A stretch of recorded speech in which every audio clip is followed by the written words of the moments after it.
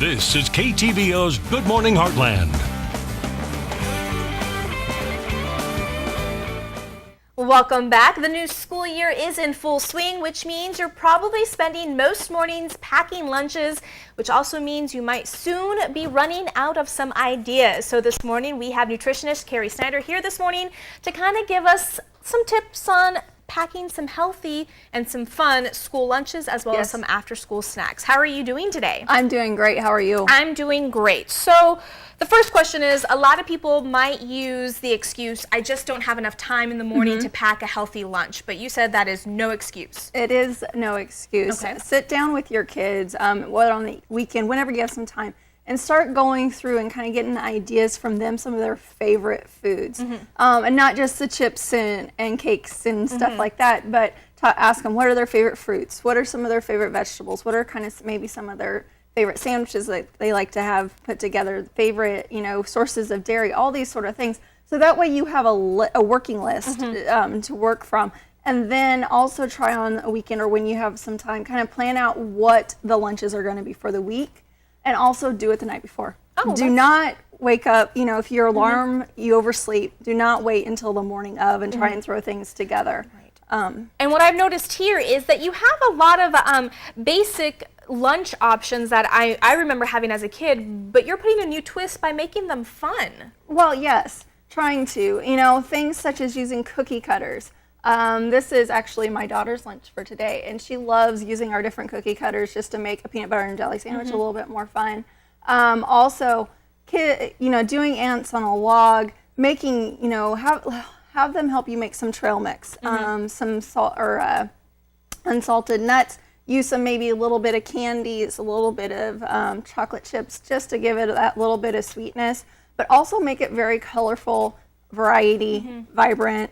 And I do love these new products. You do not have to have these to make it fun.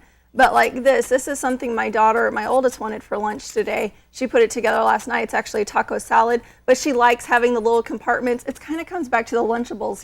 How the Lunchables have their little compartments and they can put their own meals together. Kids love those sort of things. So what about if your kids are picky eaters? How do we combat that?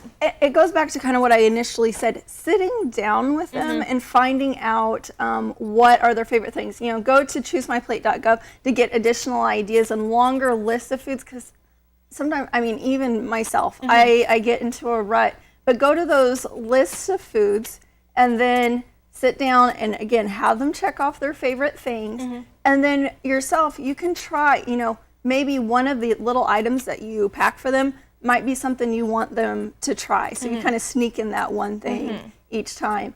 And the biggest thing with kids to get them that are picky eaters is reintroducing to them. Right. And also, you also mentioned in the email when we were talking about this segment that convenience isn't always the healthiest option as well, because I know that they have the individual wrapped little hoagie donuts and all that other stuff. Try to find some healthy alternatives. So if they do want something, sweet or anything, throw maybe a little bit of M&Ms into the trail mix or something that they're still having that healthy option. Right. And those sort of things are okay to have occasionally, but a lot of times you see kids that's their standard fare every little school lunch that they're packing. So maybe it's a treat on Friday.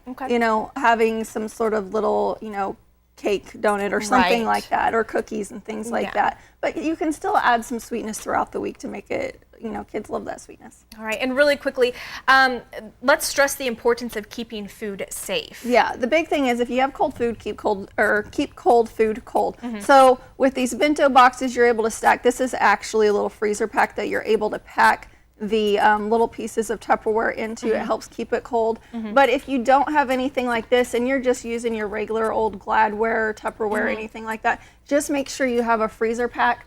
Another thing is I always tell my kids and tell other kids, when it comes to food safety, also do not share your food. You do not know what your friends are maybe allergic to, especially as we have increased risk of nut allergies and things like that. So don't ever share your food or swap food at school. Okay. Well, what we'll do is we'll post everything on our website at heartlandconnection.com, and we'll also link up your information if they have any questions or need some ideas. All right? Thank you so much. Thank you. And we'll be right back.